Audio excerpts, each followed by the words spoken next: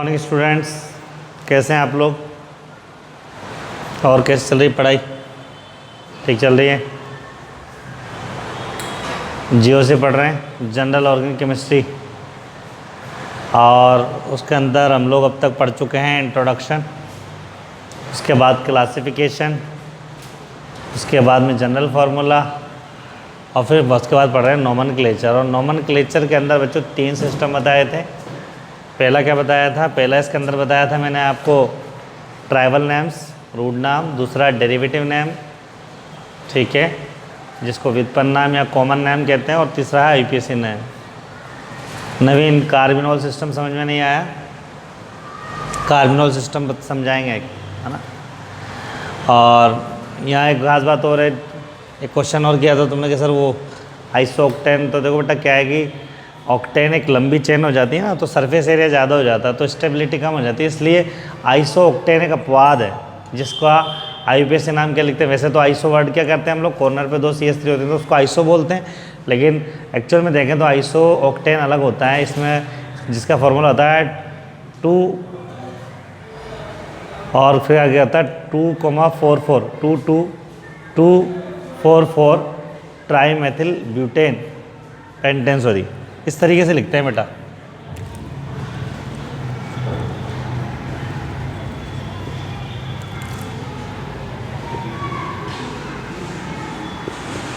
ये आइसोऑक्टेन है। काउंट करेंगे 1 2 3 4 5, तो 2 4 4 ट्राईमिथाइल पेंटेन, ठीक है, बात समझ में आ गई। हाइड्रोकार्बन का टॉपिक है, इसलिए अपन ने इस पर ज़्यादा बात की नहीं, क्योंकि हाइड्रोकार्बन अपने सिलेबस में नहीं है, ठीक है बच्चों। आईयूपीएससी नोमेनक्लेचर पढ़ रहे थे, और आईयूपीएससी नोमेनक्लेचर के अंदर हम लोगों ने हेलो एल्केन, हेलो एरीन का आईयूपीएससी नोमेनक्लेचर देख लिया था, एल्कोहल का देख लिया था, ईथर का देख लिया था, उसके बाद कार्बोनिल कंपाउंड का देख लिया था, उसमें एल्डिहाइड और कीटोन का देख लिया था। आज हम लोग बात करेंगे कार्बोक्सिलिक एसिड की, तो यूँ कह सकते हैं हेडिंग लिखेंगे आईयूपीएससी name of आईयूपीएससी name of carboxylic acid. Carboxylic acid को हम लोग लिखते हैं बच्चों एल्केनोइक एसिड। एल्केनोइक एसिड का मतलब समझ रहे हो, हिंदी में भी लिख सकते हो, एल्केनोइक एसिड। और मेरा सजेशन ये है कि कम से कम नोमेनक्लेचर, नामकरण तो आपको इंग्लिश में ही सीखना है, आसान रहता है और आदत भी डालनी चाहिए, ठीक है। एल्केनोइक एसिड मतलब 1 कार्बन होगा तो मैथेनोइक, 2 होगा तो एथेनोइक, 3 होगा तो प्रोपेनोइक, बस बाकी नॉर्मल उस तरीके से हो जाएगा। यहाँ लिखेंगे एग्जाम्पल में ACOH, क्या हो जाएगा बच्चों, नाम हो जाएगा इसका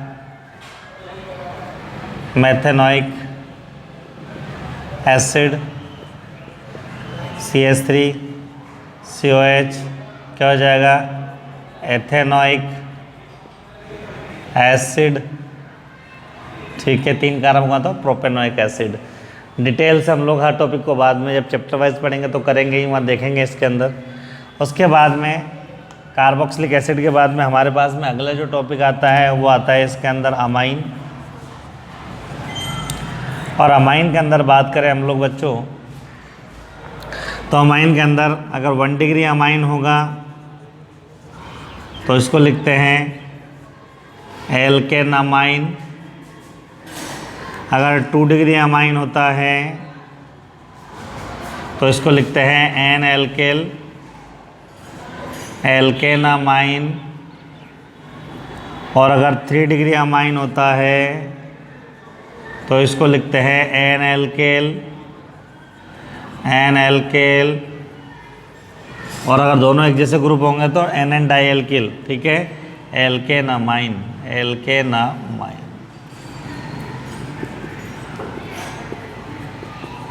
एल्केनामीन बोल सकते हैं इसको, एन एल्किल एल्केनामीन बोल सकते हैं इसको, एन एन एन एल्किल एल्केनामीन बोल सकते हैं, ठीक है। 1 डिग्री अमीन जानते हो किससे पहचानते हैं? NH2 से, 2 डिग्री अमीन को NH से और 3 डिग्री अमीन को N से। बात समझ में आ गई? एग्जाम्पल्स देख लेंगे।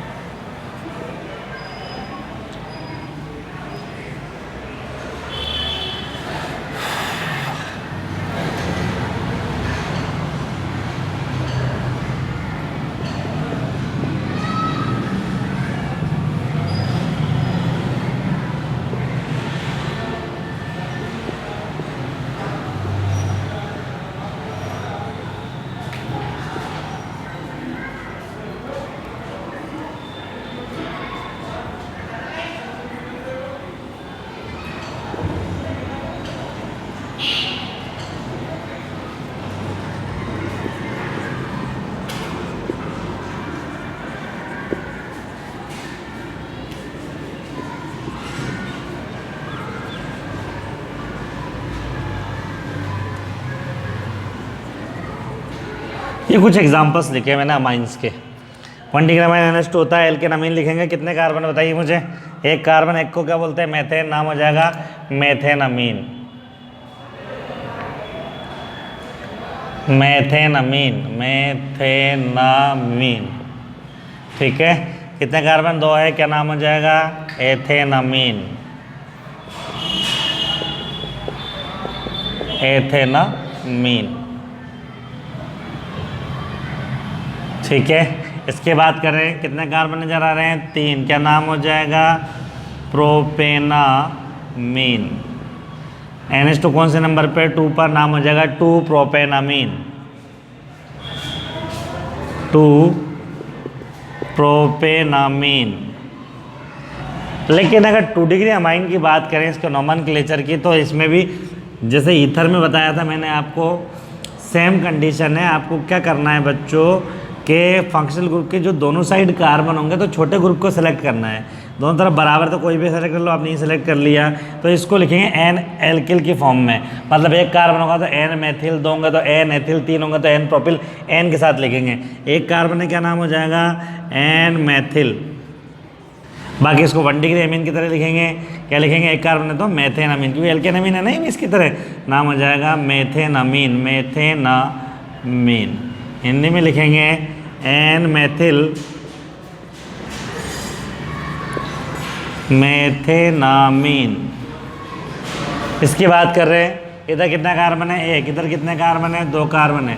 छोटी कार्बन चेन चूज करना है, येलो। नाम हो जाएगा N मेथिल, 2 कार्बन है तो एथेनामीन। एथेनामीन। अब इसकी बात कर रहे हैं, इसमें भी आप देखेंगे एक कार्बन होता, 3 कार्बन, छोटा ग्रुप चेक कर लिया। लेकिन ये ईथर की तरह आपको एल टाइप स्ट्रक्चर दिख रही है क्या? एल टाइप है ना। नंबरिंग कर देंगे 1 2 3, तो नंबर 2 पर आ रहा है तो ये आ जाएगा 2 N मेथिल, 3 कार्बन है तो प्रोपेनामीन। N मेथिल प्रोपेनामीन, 2 आगे लग जाएगा तो NCH3 का लगा हुआ है, नंबर 2 पर लगा हुआ है। इसकी बात कर रहे हैं। ठीक है, छोटा ग्रुप ही हो गया। उधर 4 कार्बन है लेकिन एल टाइप स्ट्रक्चर है। और कहा था काउंटिंग है तो इस कॉर्नर से, इस कॉर्नर से, और काउंटिंग उधर से शुरू करते जिधर से ये ग्रुप पास होते थे। करेंगे 1 2 3 4। नाम क्या हो जाएगा बताओ? नाम हो जाएगा N मेथिल, 4 कार्बन है तो क्या जाएगा? ब्यूटेनामीन। बिल्कुल सही कह रहे हो, 2 आगे लगेगा। ठीक है, क्या लगेगा? नंबर 2 पर है ये सब चीज़। इसकी बात करें 3 डिग्री अमीन है, तो जैसे 2 डिग्री अमीन के अंदर एक बार N आता है, ऐसे 3 डिग्री अमीन के अंदर आपको 2 बार N लिखना है। पहली बात तो यह है। दूसरी बात यह है कि 2 डिग्री अमीन में आपने एक छोटा ग्रुप चूज़ किया था। अब आपको क्या करना है कि अगर आपका 3 डिग्री अमीन है तो 2 छोटे ग्रुप आपको चूज़ करने हैं। तो अगर इसकी बात करें तो मुझे 2 छोटे ग्रुप देखने हैं। तो यहाँ देखो बच्चों, एक छोटा ग्रुप तो ये रहा, ये यहाँ 2 ही कार्बन, इधर इधर भी 2 कार्बन है, तो 2 ये तो एक जैसे हैं, कोई भी 2 ग्रुप चूज करना है, एक तो छोटा ग्रुप ही हो गया और एक आप इनमें से किसी को भी ले लो, आपने ये ले लिया। लेकिन ये एथिल और ये मेथिल है, तो पहले लिखेंगे एन एथिल, एन एथिल, फिर ये लिखेंगे एन मेथिल, ये बचा 2 कार्बन, नाम हो जाएगा एथेनामीन। नाम हो गया N ethyl, N methyl, ethanamine. Hindi में लिख देंगे N ethyl, N methyl, ethane amine. Ethane amine अलग अलग लिख सकते हो, एथेन और एमीन को, और चाहो तो एथेनामीन जैसा मैंने लिखा है इस तरीके से लिख सकते हो। इधर देखेंगे, इसकी बात कर रहे हैं, तीनों ही ग्रुप समान है, आप तो कोई से भी 2 छोटे चूज़ कर लो, ये 2 छोटे चूज़ कर लिए, लेकिन दोनों एक जैसे हैं, तो एक साथ लिखेंगे N N dimethyl, Hindi में लिखेंगे एन एन डाई मैथिल, और ये क्या जाएगा आपका मेथेनामीन, मेथेनामीन। बात समझ में आ गई। अब बच्चा इसका नाम आपको लिखना है, 2 छोटे ग्रुप करने, इधर 1 कार्बन, इधर 2 कार्बन, इधर 3 कार्बन, तो ये चूज़ हो गया, ये चूज़ हो गया, नाम हो जाएगा इसका एन इथाइल, एन एथिल हो जाएगा ना, पहले छोटा ग्रुप ही लिखेंगे, उसके बाद ये लिखेंगे एन मैथिल, और ये लिख देंगे आपका 3 कार्बन है तो प्रोपेनामीन, तो बच्चों ये था आपका nomenclature, IUPAC nomenclature of different organic compounds. खास बात ये, ज़्यादा टेंशन वाली बात नहीं है इसके अंदर। अभी मैंने आपको GOC बताया, चैप्टर नहीं पढ़ाया, चैप्टर में हम लोग हर चैप्टर का अलग से IUPAC नोमेनक्लेचर, रूट नेम वगैरह सब चीज़ देखेंगे, तो घबराने की जरूरत नहीं। अभी आपको माइंड में एक पिक्टोरियल, एक यूँ कह सकते हैं मैनिफेस्टो मुझे बनाना है आपके माइंड में कि भाई ऑर्गेनिक में इस तरीके से, इस मेथड से पढ़ाई होती है, और ये मेथड होते हैं जिस पे हम लोग काम कर सकते हैं, जिससे जिन पॉइंट्स पे हम लोग पढ़ाई कर सकते हैं। ठीक है, बात समझ में आ गई। इसके बाद में हमने पहला पॉइंट क्या पढ़ा था, इंट्रोडक्शन, दूसरा क्या पढ़ा था, जनरल फार्मूला, तीसरा क्या पढ़ा था, क्लासिफिकेशन, चौथा क्या पढ़ा था, नोमेनक्लेचर। 5वीं हेडिंग डालिए आप। फिफ्थ आइसोमेरिज्म, हेडिंग डालिए आइसोमेरिज्म, हिंदी में लिखेंगे समावयवता, समावयवता।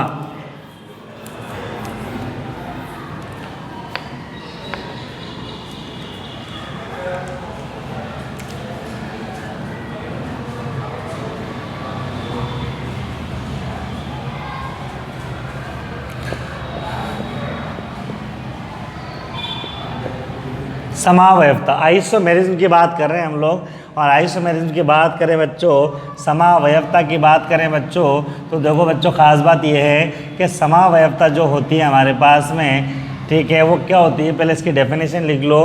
वे यौगिक जिनके अणुसूत्र तो समान होते हैं, वे यौगिक जिनके अणुसूत्र तो समान होते हैं, परंतु वे यौगिक जिनके अणुसूत्र तो समान होते हैं, परंतु जिनकी संरचना अथवा त्रिविम विन्यास, संरचना एवं त्रिविम विन्यास अलग अलग होता है, क्या कहलाता है बच्चों, ये कहलाता है आपका क्या, समावयवता। और यौगिकों के गुण को कहते हैं समावयवता, और वो यौगिक आपस में कहलाते हैं समावयवी।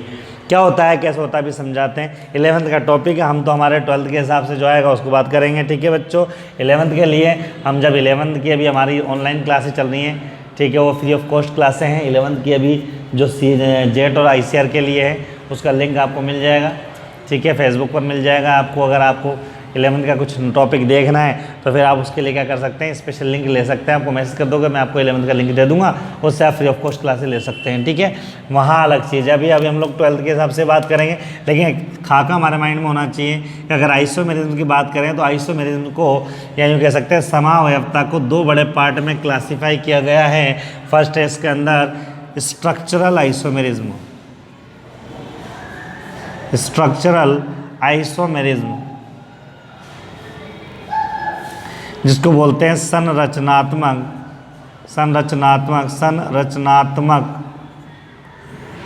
समावयवता। और दूसरी है आपकी ये स्टीरियो आइसोमेरिज्म, इसको बोलते हैं हम लोग त्रिविम समावयवता। पहला क्या है, स्ट्रक्चरल आइसोमेरिज्म, दूसरा क्या है आपका, स्टीरियो आइसोमेरिज्म।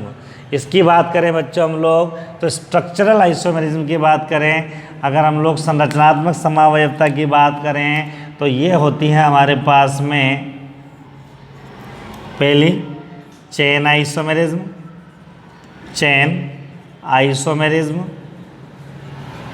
दूसरी होती है पोजिशनल आइसोमेरिज्म, पोजिशनल आइसोमेरिज्म। तीसरी होती है इसके अंदर फंक्शनल आइसोमेरिज्म।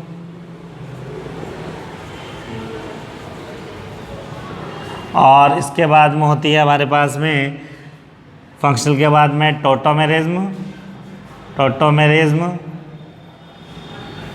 इसको डेस्मोट्रोपिज्म भी बोलते हैं, और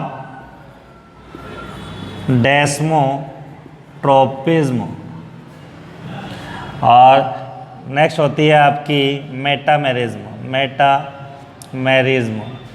तो पहला है आपका चेन आइसोमेरिज्म, और चेन आइसोमेरिज्म को हम लोग बोलते हैं श्रृंखला समावयवता, श्रृंखला समावयवता।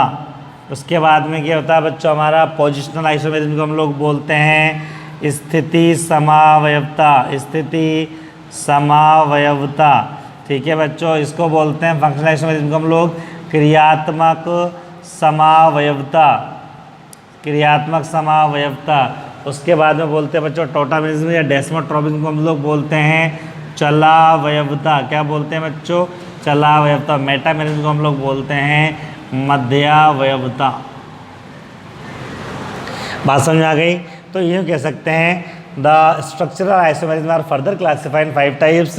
Number 1 chain isomerism, positional isomerism, functional isomerism, tautomerism और डेस्मोट्रोपिज्म, देन मेटामेरिज्म। और आइसोमेरिज्म को कैसे डिफाइन करेंगे? The compound which have similar molecular formula but the structure and spatial arrangement are different is known as isomers of each other, and these properties of compound are known as isomerism. Is that clear or not? Further classified in 2 types. Number 1 is the structural isomerism and number 2 is stereoisomerism, त्रिविम समावयवता। उसके भी types हैं और ये हमारे syllabus में भी है। Chapter number आपका आप लोग पढ़ेंगे 17, उसके अंदर स्टीरियो आइसोमेरिज्म है हमारे पास में, जिसमें ऑप्टिकल भी है, ज्योमेट्रिकल आइसोमेरिज्म भी है। वो सब चीज़ उसमें पढ़ेंगे हम लोग, वहाँ डिटेल है पूरी। अभी केवल हमारे पास में जीएससी में माइंड में ये रहेगा भाई क्या क्या चीज़ होती है कंपाउंड के अंदर। पहले हम लोग लिखेंगे इसके अंदर स्ट्रक्चरल आइसोमेरिज्म, संरचनात्मक समावयवता, अलग से हेडिंग डालेंगे संरचनात्मक समावयवता, स्ट्रक्चरल आइसोमेरिज्म। इसकी डेफिनेशन लिखेंगे बच्चों, पहले हिंदी मीडियम वाले लिख लीजिए। वे यौगिक जिनके अणुसूत्र तो समान होते हैं, वे यौगिक जिनके अणुसूत्र तो समान होते हैं परंतु संरचना सूत्र भिन्न भिन्न होते हैं, परंतु संरचना सूत्र भिन्न भिन्न होते हैं, संरचनात्मक समावयवी कहलाते हैं। इंग्लिश मीडियम वाले लिखेंगे the compound which have similar molecular formula but different structure is known as structural isomers of each other, and these properties of compound are known as structural isomerism. It is further classified in 5 types. इसे 5 भागों में बांटा गया है। Number 1 लिखेंगे इसके अंदर चैन isomerism. ठीक है बच्चों, चैन आइसोमेरिज्म मतलब हो गया आपका ये श्रृंखला समावयवता, श्रृंखला समावयवता। अब सिंपल सी बात है, जैसे कि आपको पता है, यहाँ मैं कुछ एग्जाम्पल लिख देता हूँ। ठीक है, यहाँ हमारे सिलेबस में उसी की बात कर रहा हूँ मैं। क्या लिखा मैंने? CH3 CH2 CH2 CH2X। फिर लिखा मैंने यहाँ पर CH3 CH CH3 CH2 CH2X। फिर मैंने यहाँ पर लिखा CH3 CH3 CH3 CH2X। इसमें नंबर ऑफ कार्बन कितने हैं? आपने कहा 1 2 3 4 5। इसमें कितने कार्बन है? 1 2 3 4 5। इसमें कितने? 1 2 3 4 5। यहाँ पर हेलोजन की पोजीशन कौन सी है? नंबर 1 पे। यहाँ कौन सी है? नंबर 1। यहाँ कौन सी है? नंबर 1। लेकिन अगर आप गौर से देखेंगे तो यहाँ मेन कार्बन चेन को अगर आप नोटिस करेंगे तो इसमें मेन कार्बन चेन में 5 कार्बन नज़र आ रहे हैं। अकॉर्डिंग टू IUPAC इसमें आपको 4 नज़र आ रहे हैं, इसमें आपको 3 नज़र आ रहे हैं। यूँ कह सकते हैं कि जब फंक्शनल ग्रुप कोई सा भी हो सकता है, कार्बोक्सिलिक एसिड हो सकता है COOH, इसके जगह अल्कोहल हो सकता है OH हो सकता है, ठीक है, अमाइन हो सकता है। तो यूँ कह सकते हैं कि फंक्शनल ग्रुप की पोजीशन तो चेंज नहीं होनी चाहिए, वो तो जो है वही बने रहनी चाहिए, जैसे नंबर 1 पे नंबर वन, लेकिन चेन का साइज छोटा या बड़ा हो जाता है then it is known as chain isomerism. Definition लिखने की ज़रूरत नहीं है, केवल आपको बना बना के देखना है।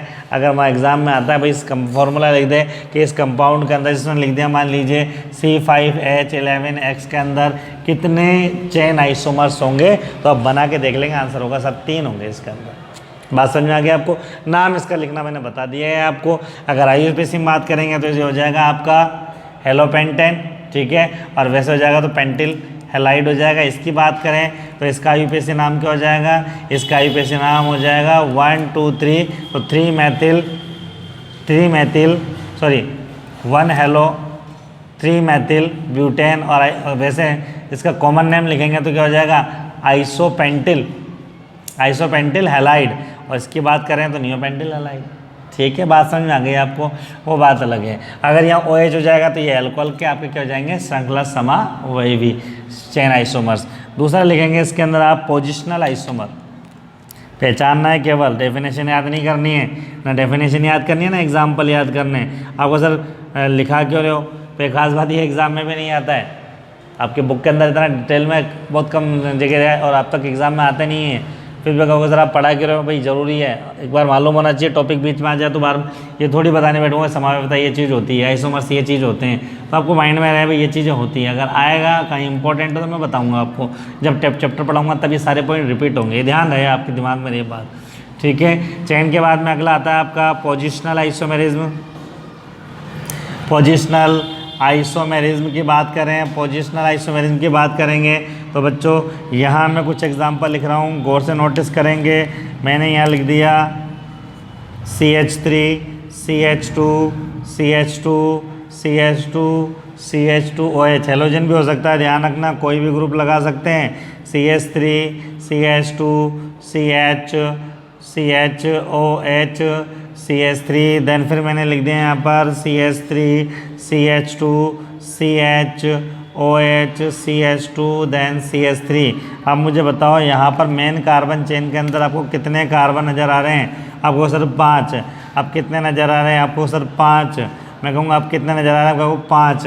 यहाँ पर OH की पोजीशन कौन सी है? नंबर 1। यहाँ कौन सी है? 1 2। यहाँ कौन सी है? 1 2 3। तो यूँ कह सकते हैं when the molecular formula of the compound will be similar but the position of functional groups are different is known as positional isomerism. ऐसे समावयवता जिसमें अणुसूत्र तो समान होता है परंतु उसके संरचना सूत्र के अंदर क्रियात्मक समूह की स्थिति अलग अलग होती है, भिन्न भिन्न होती है, क्या कहलाता है? पोजिशनल आइसोमेरिज्म कहलाता है। याद करने की ज़रूरत नहीं है, बस आपको नोटिस में रखना है ये कि भाई ये होता है। पोजीशन चेंज होगी तो वो होगा आपका कौन सा? पोजिशनल। और अगर आपकी चेन छोटी बड़ी होगी और पोजीशन नहीं बदलेगी तो कहलाएगा आपका चेन। लेकिन अगर कई बार ऐसे दे दे, मान लीजिए मैंने लिखा है एक compound CH3 CH2 CH2 CH2OH और एक कंपाउंड लिख दिया मैंने CH3 CH3OH CH3। मैंने आपसे पूछा ये दोनों आइसोमेरिज्म आपस में क्या कौन से बताओ? मॉलिक्यूलर फार्मूला तो सेम है। कार्बन देखो 1 2 3 4 1 2 3 4, कार्बन तो कितना है 4, हाइड्रोजन देखो 3 2 5 2 7 2 9 और 1 10, 3 3 6 3 9 और 1 10, H कितना होगा 10 और O। तो फार्मूला तो सेम है लेकिन इसमें मेन चेन में कितने कार्बन है बताओ? 1 2 3 4। इसमें मेन चेन में कितने कार्बन है? 2 मत कह देना, L टाइप स्ट्रक्चर है, 1 2 3 है। ठीक है, तो 3 यहाँ 3 कार्बन है और यहाँ कितने कार्बन है? मेन चेन में 4 कार्बन। तो चेन तो छोटी बड़ी हो गई, पहले चेन 4 कार्बन की तब 3 की तो चेन तो है इसके अंदर। पहले OH की पोजीशन कौन सी थी? नंबर 1 पे, अब कौन से पे है? नंबर 2 पर। तो पोजीशन भी चेंज हो गई क्या? तो कहने का मतलब ये है कि कंपाउंड में कभी कभी दोनों एक साथ भी हो सकती हैं, chain plus position both are available in the examples. Is the clear और नॉट? तो ध्यान रखनी है आपको, अगर चेन का साइज छोटा या बड़ा होता तो वो चेन होगा, और अगर चेन का साइज छोटा बड़ा होने के साथ साथ फंक्शनल ग्रुप की क्रियात्मक समूह की स्थिति भी बदलती है तो पोजिशनल आइसोमेरिज्म होगा आपका। क्लियर हो गई? नेक्स्ट लिखिए आप लोग फंक्शनल आइसोमेरिज्म, क्रियात्मक समावयवता सबसे इंपॉर्टेंट है, स्टार लगा लो। कंपटीशन में मोस्ट ऑफ टाइम क्वेश्चंस आते हैं, राजस्थान बोर्ड में भी कभी एक आध बार पूछा गया है, इसलिए हमें आना चाहिए। यहाँ हम अपने सिलेबस से थोड़ा सा पीछे चल के भी इसको देखेंगे, ज़रूरी है। चलो ठीक है, यहाँ पर हम लोग बात कर रहे हैं तो पहला है आपका फंक्शनल आइसोमेरिज्म तो हेडिंग डालो पहले, क्रियात्मक समावयवता, फंक्शनल आइसोमेरिज्म, फंक्शनल आइसोमेरिज्म, क्रियात्मक समावयवता।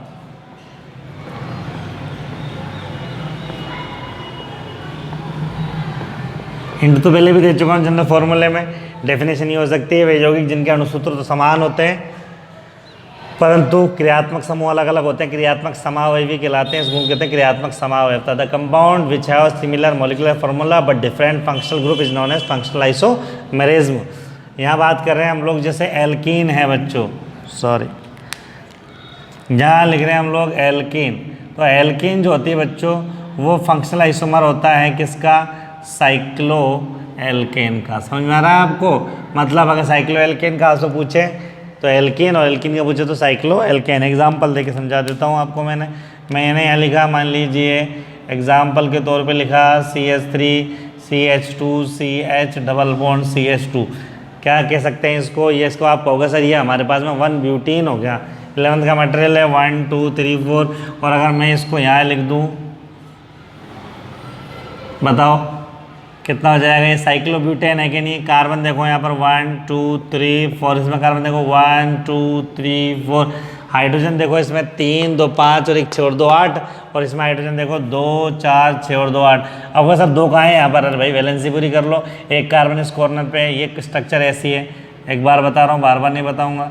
ये स्ट्रक्चर हो गई आपकी ऐसी, ठीक है। इसकी वैलेंसी कितनी हो गई आपकी? 4 होती है, 2 हाइड्रोजन 2 हाइड्रोजन 2 हाइड्रोजन 2 हाइड्रोजन, यही तो है साइक्लोब्यूटेन। ऐसे भी लिख सकते हो आप लोग। तो आप जानते हो इसके अंदर कि साइक्लोब्यूटेन का मतलब हो गया हमारे पास में कि भैया मॉलिक्यूलर फार्मूला सेम है। तो एल्कीन किस में लिख सकते? साइक्लो एल्कीन में। 12th में नहीं आएगा, कंपटीशन में पूछा जाता है। इसको ऐसे भी लिख सकते हो आप, एक ही बात है। टोटल 4 कार्बन करने हैं ना, तो 1 2 3 एंड 4 हुआ कि नहीं हुआ? और वैसे बनाओगे इसको तो ऐसे बना दो आप। ये हो गया 1 2 3 एंड ये 4 हो गया, 4 हो गया ना। अब वैलेंसी पूरी कर लो। 2 2 इसकी 3 हो रही है, 1 2 3 एक ही है। यहाँ हो गया CH3। काउंट कर लो, हाइड्रोजन सेम आएंगे 3 2 और 2 4 4 और 1 5 5 और 3 8। आया कि नहीं आया? तो एल्केन किस में कन्वर्ट हो सकता है? साइक्लो एल्केन के अंदर। ध्यान रखने वाली बात है भैया। उसके बाद में आगे चल रहे हैं हम लोग। एल्कीन के बाद में अगला आएगा आपका एल्काइन।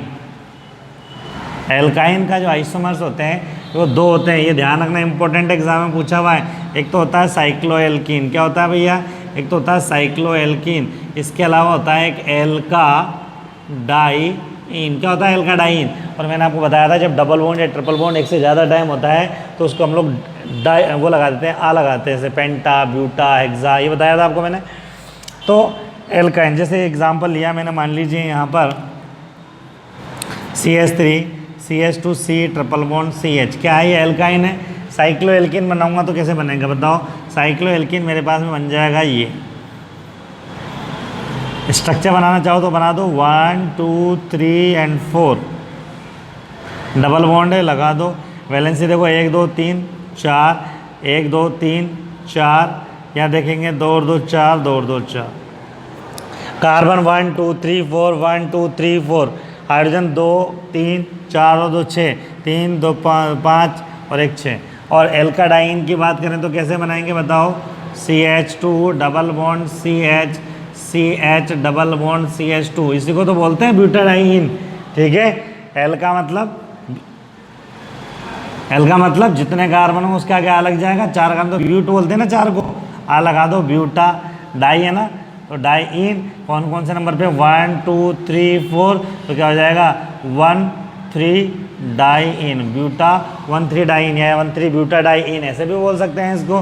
तो आप गौर से जब इसको देखेंगे तो इसमें भी देखो नंबर कार्बनों को 1 2 3 4, हाइड्रोजन 2 और 1 3 4 और 2 6। तो यूँ कह सकते हैं कि साइक्लो एल्केन, आपका जो एल्काइन है वो साइक्लो एल्कीन में कन्वर्ट हो सकता है और साइक्लो एल्कीन किस में कन्वर्ट होता है? एल्का डाइइन में। कंपटीशन में कैसे पूछता है? आपसे पूछता है साहब एल्काइन का फंक्शनल आइसोमर होगा साइक्लो एल्कीन या एल्काडाइन, और इसको इस तरीके से लिख सकते हैं। टोटल 4 कार्बन करने तो 3 और प्लस 1 भी कर सकते हो, मतलब एक ये भी हो सकता है आपका एग्जाम्पल। ये भी आपका एल्काडाइन, ये भी आपको साइक्लो एल्कीन का एग्जाम्पल है। टोटल कार्बन देखेंगे तो 1 2 3 एंड 4। हाइड्रोजन देख के जोड़ के देख लो, बराबर आएगा आपका।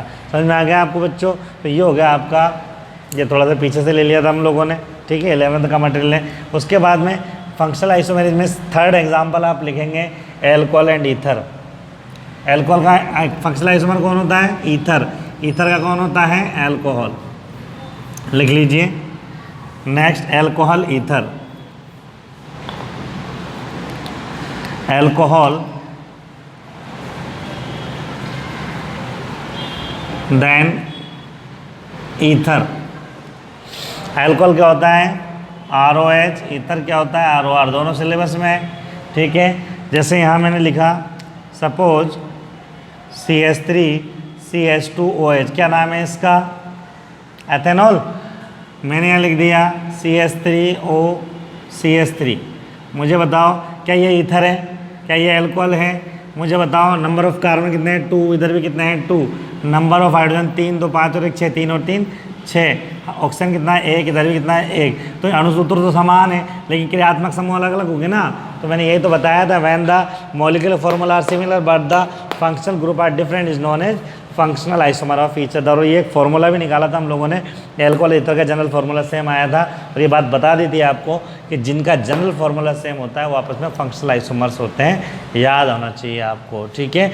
यहाँ एक बात ध्यान रखनी है कि यहाँ पर हम लोग जानते हैं 1 डिग्री, 2 डिग्री, 3 डिग्री इस टाइप की कुछ कैटेगरीज होती हैं, ठीक है। तो ये ध्यान रखेंगे, ये बात हमारे दिमाग में रहनी चाहिए कि भैया ईथर में कार्बन सेम होना चाहिए, अल्कोहल में कार्बन सेम होना चाहिए, उसकी स्ट्रक्चर कुछ भी हो सकती है। जैसे एक एग्जांपल लिया मैंने, मान लीजिए यहाँ लिया मैंने CH3CH2CH2OH, और मैंने कहा आपसे बताओ इसका फंक्शनल आइसोमर क्या हो सकता है? तो होगा तो ईथर, लेकिन ईथर कोई सी भी स्टाइल का हो सकता है। एक ईथर ये भी हो सकता है। कितने कार्बन है? 1 2 3 4, इसमें कितने? 1 2 3 4। एक ईथर ये भी हो सकता है आपका, कोई दिक्कत नहीं है।